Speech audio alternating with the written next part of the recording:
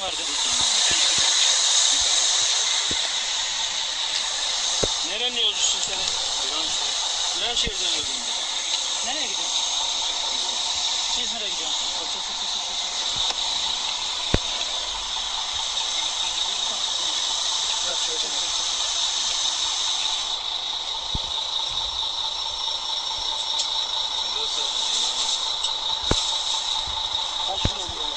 Bıçak var mı? Var mı bıçak? Var mı bıçak? Bıçak yok, kanatlar veriyor. Bıçağı var mı? Nasıl istersin? Bu 12'den fazladır ya. Ömer? 12'den fazladır bu. Ya bu tartılır artık, bunun şeyi yok da. Kalın bu, kalın. Bakın.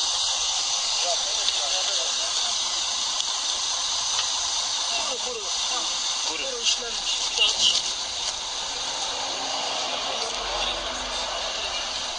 Tamam. Hakim çek.